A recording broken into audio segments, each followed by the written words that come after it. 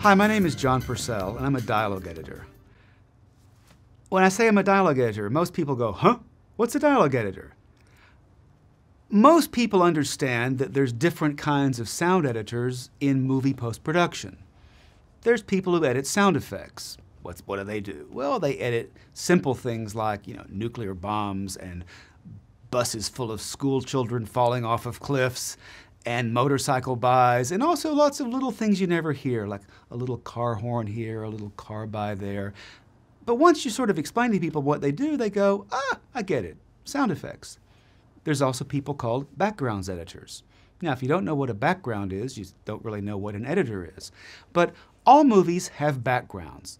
The backgrounds are the sounds that fill an entire scene from beginning to end that define things like the space, the size of the room, the season, where are we, the mood of a scene. Somebody has to cut them. Those are background editors. Other people edit Foleys. Foleys are the sounds that are made by, in essence, actors during post-productions that mimic body sounds. Could be feet, clothing sounds, could be little things like my watch here, the clicking of my watch, could be all sorts of things. These are sounds that add texture and focus and reality to the dialogue in a scene. Other people edit music. Typically, a film will have a combination of score that's written by a composer, as well as acquired music that comes off of popular music or libraries. Somebody has to cut all this stuff. Those are the music editors. But what in the world is a dialogue editor? Well, it's simple. A dialogue editor is the person responsible for editing all of the sound that comes from the location. So everything that the sound recordist did during the location recording is my problem.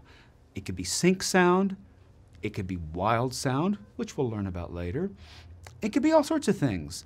But if it came from the set, it's usually the dialogue editor's problem. That's what we do. In this series of tutorials, we're going to learn just what a dialogue editor does, and you'll learn a lot about being one. After all these lessons, you probably won't be a dialogue editor, but you'll certainly learn a lot about tricks to make your track smoother, to give it some depth and perspective, and what some of the protocol is in the professional world to create proper dialogue tracks so that when you take your tracks to a mix, you don't come across as an idiot. So over the course of the next several tutorial lessons, we're going to look at just what is it that we do, and then we're going to look step by step through the process, starting at the very beginning, which is getting organized, going through how to make scenes smooth, then how to remove noises, and then we'll talk about the more fun things, how to make perspective, how to create depth, how to make it appear as though your dialogue is popping off the screen. So during these lessons, I hope you'll stick with me because I promise you're going to learn a lot about dialogue editing, and you're probably even going to have some fun. It's one thing for me to say that it's the dialogue editor's job to deal with the production sound, but that's not a lot of information. I think it's worthwhile going through a list of what exactly are the goals of dialogue editing. What are we trying to accomplish? So the first goal, the first thing we have to do is get organized. We, as dialogue editors, get our material from the picture department, from the picture editor. They lock themselves in the room, the picture editor and the director, for weeks or months or, God forbid, years, and they finally come out with this movie.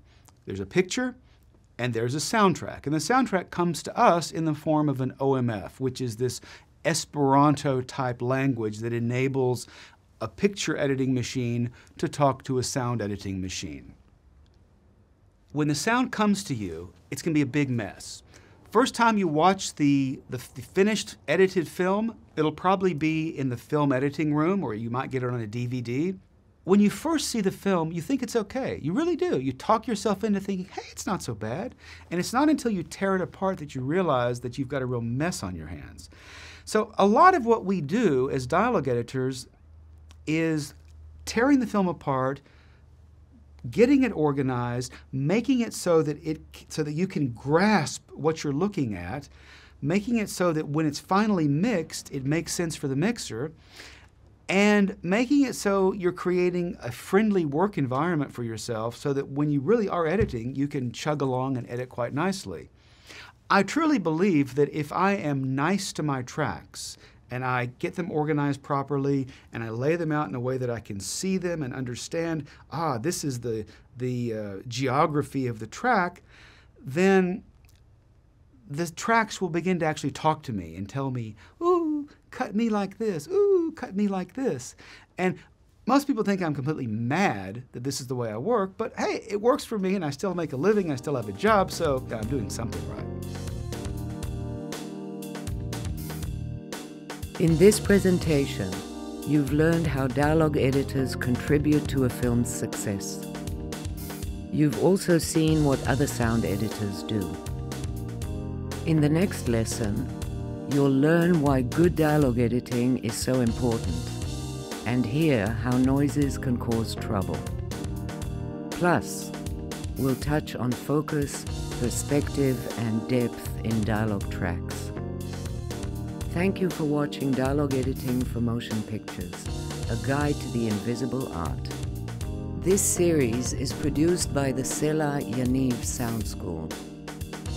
Dialogue Editing for Motion Pictures, a guide to the invisible art, is available from Amazon and other online booksellers.